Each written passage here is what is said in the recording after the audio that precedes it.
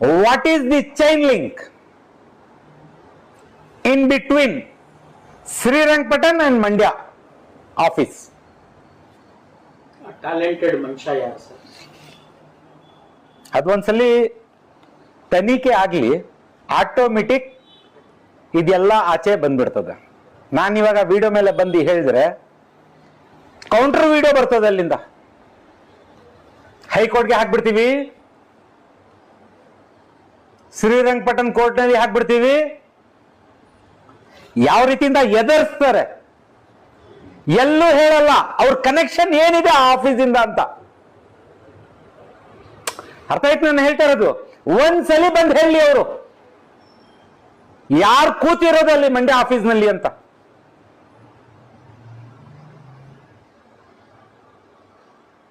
ಬೇರೆ ಅಪಪ್ರಚಾರ ಮಿಸ್ಇನ್ಫಾರ್ಮೇಶನ್ಸ್ ಇದು ಅದು ಅಂತ ಹೇಳ್ಬಿಟ್ಟು ಡೈವರ್ಷನ್ಸ್, ಡಿಫೆಮೇಶನ್ ಕೇಸು ಹೆಂಗ್ ಅಂತ ಹೇಳ್ಬಿಟ್ಟು ತೋರ್ಸೋದು. ನೀವು ನ್ಯಾಯ ಅನ್ನೋರು ಇದ್ರೆ ಒಂದ್ಸಲಿ ಬಂದು ಹೇಳಿ. ಬಿಸ್ಮಿಲ್ಲಾಹಿರ್ ರಹಮಾನಿರ್ ರಹೀಮ್. ನಾನು ಮೊಹಮ್ಮದ್ ಅಲಿಮುಲ್ಲಾ ಶರೀಫ್, ಶಾಂತಿನಗರ್, ಮೈಸೂರು ಇಂದ. ನಾನು ಮುಂಚೆನೂ ಸುಮಾರು ವರ್ಷದಿಂದ ಹೇಳ್ಕೊಂಡು ಬರ್ತಾ ಇದ್ದೀನಿ. ನಾನು RTI ಆಕ್ಟಿವಿಟೀಸ್ ಆಗಿ ಸುಮಾರು ಇಶ್ಯೂಸ್ ಮೇಲೆ ನಾನು ಓಡಾಡ್ಕೊಂಡಿದ್ದೀನಿ. ಅದರ ಜೊತೆಯಲ್ಲಿ ಸಿವಿಕ್ ಇಶ್ಯೂಸು ಇದೆ, ನಮ್ಮ ವಕ್ಫ್ ಬೋರ್ಡ್ ಇಶ್ಯೂನೂ ಇದೆ, ಹೇಳ್ಕೊಂಡು ಬರ್ತಾ ಇದ್ದೀನಿ. ಇವಾಗ ಏನು ಹೇಳೋಕ್ಕೂ ಇಷ್ಟಪಡ್ತಾ ಇದ್ದೀನಿ ಅಂತ ಹೇಳಿದ್ರೆ, ಮಂಡ್ಯ ಡಿಸ್ಟಿಕ್ ಅಡ್ವೈಸರಿ ಕಮಿಟಿನಲ್ಲಿ, ಮಂಡ್ಯನಲ್ಲಿ ಡಿಸ್ಟಿಕ್ ಅಡ್ವೈಸರಿ ಕಮಿಟಿ ಮಂಡ್ಯನಲ್ಲಿ ಇದೆ. ಆ ಆಫೀಸ್ನಲ್ಲಿ, ಡಿಸ್ಟಿಕ್ ಆಫೀಸ್ನಲ್ಲಿ ಒಬ್ಬರಿದ್ದಾರೆ, 1 man 4 post. ಈ 1 man 4 ಪೋಸ್ಟ್ಗೆ ಅವರು ಅಪಾಯಿಂಟ್ ಆಗಿರೋದು 1 ಪೋಸ್ಟ್ಗೆ. ಅವರು ಅಧಿಕಾರ ಮಾಡ್ತಿರೋದು 4 ಡಿಫ್ರೆಂಟ್ ಸೈಮಲ್ಟೇನಿಯಸ್ ಪೋಸ್ಟ್ಗೆ. ಒಂದೇ ಆಫೀಸ್ನಲ್ಲಿದೆ, ಟೈಮ್ನಲ್ಲಿ ಅವ್ರು ಒಬ್ಬರೇ 4 ಅಧಿಕಾರಗಳು ನೋಡ್ಕೊಂಡು ಹೋಗ್ತಾವ್ರೆ. ಒಂದೇ ಆಫೀಸ್ನಲ್ಲಿ ಅವರು ಅಪಾಯಿಂಟ್ ಆಗಿರೋದು ಆಡಿಟರ್ ಕೆಲಸಕ್ಕೆ. ಬಟ್ ಟೈಮ್ನಲ್ಲಿ ಪಬ್ಲಿಕ್ ಇನ್ಫಾರ್ಮೇಶನ್ ಆಫೀಸರ್ಗೂ ಸೈನ್ ಮಾಡ್ತಾರೆ, ಡಿಸ್ಟಿಕ್ ವಕ್ಫ್ ಆಫೀಸರ್ಗೂ ಸೈನ್ ಮಾಡ್ತಾರೆ, ಅಪೀಲೇಟ್ ಅಥಾರಿಟಿಗೂ ಸೈನ್ ಮಾಡ್ತಾರೆ. ಸೊ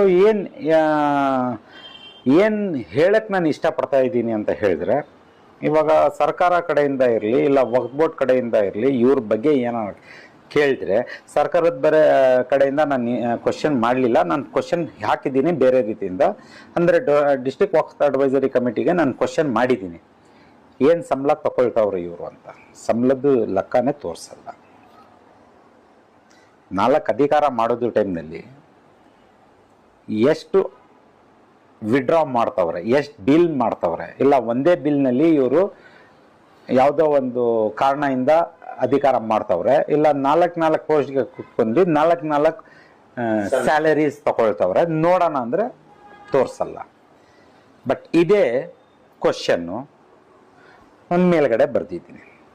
ಯಾವಾಗ ಬರೆದಿದ್ದೀನಿ? 5ನೇ ತಾರೀಕು 10ನೇ ತಿಂಗಳು ಹೋದ ವರ್ಷ, ಸುಮಾರು 1 ವರ್ಷ ಆಗ್ತಾಯಿತ್ತು. ಯಾರಿಗೆ ಬರೆದಿದ್ದೀನಿ? ಸುಮಾರು ಡಿಪಾರ್ಟ್ಮೆಂಟ್ಸ್ಗೆ ಬರೆದಿದ್ದೀನಿ. ಸುಮಾರು ಡಾಕ್ಯುಮೆಂಟ್ಸ್ ಆಫೀಸರ್ಸ್ಗೆ ಬರೆದ್ರೆ ಅದರಲ್ಲಿ ಚೀಫ್ ಸೆಕ್ರೆಟರಿವರೆಗೂ ಬರೆದಿದ್ದೀನಿ. ವಕ್ಫ್ ಬೋರ್ಡ್ನಲ್ಲಿ ಮಿನಿಸ್ಟರ್ ಸಾಹೇಬ್ರಿಗೂ ಬರೆದಿದ್ದೀನಿ. ಸೆಕ್ರೆಟ್ರಿ, ಅಂಡರ್ ಸೆಕ್ರೆಟ್ರಿಗೂ ವಕ್ಫ್ ಡಿಪಾರ್ಟ್ಮೆಂಟ್ಗೂ ಬರೆದಿದ್ದೀನಿ.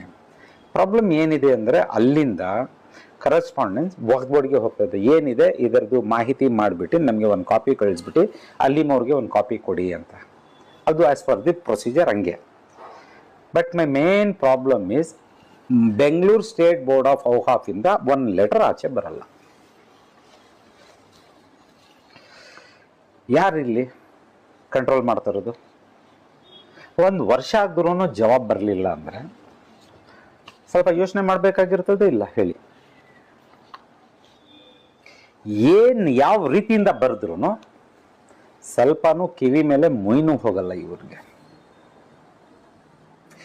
ಹೇಳ್ತಿರೋದು ಅರ್ಥ ಆಗ್ತೈತಲ್ಲ? 4 ಪೋಸ್ಟ್ ಮಾಡ್ತಾವ್ರೆ, ಯಾರು ಇವ್ರಿಗೆ ಕ್ವಶನ್ನೇ ಮಾಡ್ದಂಗಿಲ್ಲ, ಯಾರು ಇವ್ರಿಗೆ ಬರೀದಂಗಿಲ್ಲ. ಇದು ಯಾವ ರೀತಿಯಿಂದ ಅಕ್ರಮಗಳು ನಡೀತಾ ಐತೆ ನೋಡೋಣ ಹೋದ್ರೆ, ಆ ಅಕ್ರಮಗಳದ್ದು ಇನ್ಫಾರ್ಮೇಶನ್ ಶ್ರೀರಂಗಪಟ್ಟಣದಿಂದ ಬರಲ್ಲ. ಇಲ್ಲಿ ಆಶ್ಚರ್ಯದ ಮಾತಂತ ಏನಂತ ಹೇಳಿದ್ರೆ, ಇವಾಗ ಹೇಳ್ತಾ ಇದ್ದೀನಿ, ಶ್ರೀರಂಗಪಟ್ಟಣಗೂ ಈ 4 1 man 4 ಪೋಸ್ಟ್ಗೆ ಸ್ಟ್ರಾಂಗ್ ಲಿಂಕ್ಸ್ ಇದೆ. ಈ ತನಿಖೆ ಆಗ್ಲಿ.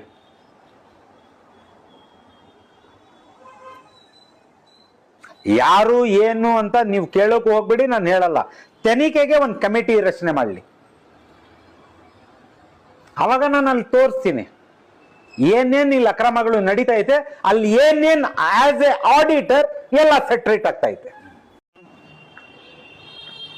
ಯಾರು ಕೂತವ್ರೆ, ನಿಮ್ಗೆ ಏನಾಗ್ಬೇಕು ಅಂತ.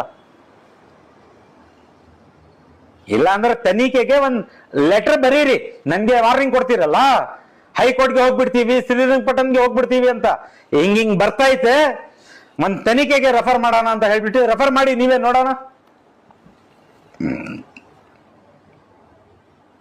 ದಾನ ಮಾಡಿರೋದು ಆಸ್ತಿಗಳು, ಇದು ಸರ್ಕಾರದ್ದು ಆಸ್ತಿ ಇಲ್ಲ. ಇದು ದಾನ ಮಾಡಿರೋದು ಆಸ್ತಿ ಮೇಲೆ ಕೂತ್ಕೊಂಡು ನೀವೆಲ್ಲರೂ ಬಡವ್ರಿಗೆ ಕೊಡ್ದಂಗೆ ರಾಜಕೀಯ ಮಾಡ್ಕೊಂಡು ಹೋಗ್ತಾ ಇದ್ದೀರಿ ನೀವು.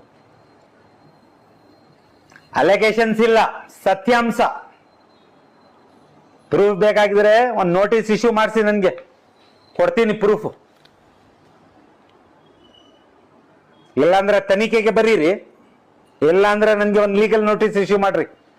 ಚಾಲೆಂಜ್ ಮಾಡ್ತಾ ಇಲ್ಲ.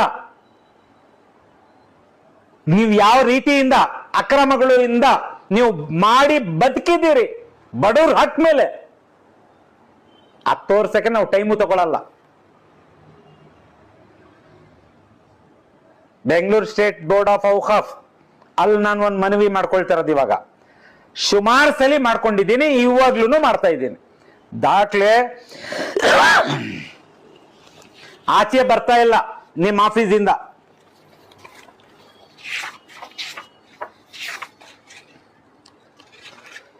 ನಿಮ್ಮ ಆಫೀಸ್ನಲ್ಲಿ ಬಂದು ಕೂತ್ಕೊಂಡ್ಬಿಟ್ಟಿದೆ ದಾಖಲೆ. ಎಲ್ಲಿಂದ? ಚೀಫ್ ಸೆಕ್ರೆಟರಿ ಆಫೀಸಿಂದ, ಸೆಕ್ರೆಟರಿಯೇಟ್ ಆಫೀಸಿಂದ, ನಮ್ಮ ಮಿನಿಸ್ಟರ್ ಸಾಹೇಬರು ಆಫೀಸಿಂದ, ಎಲ್ಲಾ ಕಡೆಯಿಂದ ಬಂದು ಕೂತೋಯ್ತೆ. ದಯವಿಟ್ಟು ಇದ್ಯಾಕ್ ನಿಂತೈತೆ, ಯಾರು ನಿನ್ಸವ್ರೆ, ಒಂದ್ ದಾಖಲೆ ತೋರಿಸ್ಬಿಡ್ತೀನಿ. ಇದೆ ಅಲ್ಲ, ಇಲ್ಲಿ ತೋರಿಸ್ತಾ ಇದ್ದೀನಲ್ಲ, ಸೆಕ್ರೆಟರಿಯೇಟ್ ಇಂದ ಬಂದಿರೋದು ಕರ್ನಾಟಕ ಸ್ಟೇಟ್ ಬೋರ್ಡ್ ಆಫ್ ಔಕಾಫ್ಗೆ. ಯಾವಾಗ? 3ನೇ ತಿಂಗಳು ಈ ವರ್ಷ. ಯಾವಾಗ ಬಂದಿರೋದು? 3ನೇ ತಿಂಗಳಿಂದ. 3ನೇ ತಿಂಗಳಿಂದ ಇವಾಗ ಗಂಟ 11ನೇ ತಿಂಗಳು ಬರ್ತಾ ಐತೆ. 11ನೇ ತಿಂಗಳಿಗೂ ಆಚೆ ಬರಲಿಲ್ಲ ಅಂದ್ರೆ ಏನ್ ಒಂದು ಲೆಟರ್ ಬರೆಯಕ್ಕೆ ನಿಮ್ಗೆ ಆನ್ಸರ್ ಬರೆಯಕ್ಕೆ 9 ತಿಂಗಳು ಬೇಕು. ಇಲ್ಲ ಯಾರು ತಡೆದು ಹಾಕಿರೋದು ನೋಡಿ ಅಲ್ಲಿ. ಆವಾಗ ನಾನು ಪ್ರತಿ ಒಂದು ವಿಡಿಯೋನಲ್ಲಿ ಹೇಳ್ತಾ ಇರ್ತೀನಿ, someone is controlling, someone is controlling, someone is controlling ಅಂತ ಹೇಳ್ಕೊಂಡೇ ಬಂದಿದ್ದೀನಿ. ಇದು ಯಾರು ಕಂಟ್ರೋಲ್ ಮಾಡ್ತಾ ಇರೋದು ಸ್ವಲ್ಪ ವಿಚಾರಿಸಿ, ಎಲ್ಲ ಆಟೋಮೆಟಿಕ್ ಮುಂದ್ಗಡೆ ಬಂದ್ಬಿಡ್ತದೆ.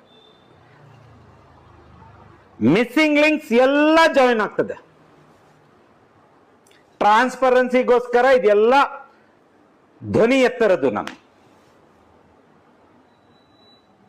ದಯವಿಟ್ಟು ಮುಗಿಸಿ ಇದೆಲ್ಲ.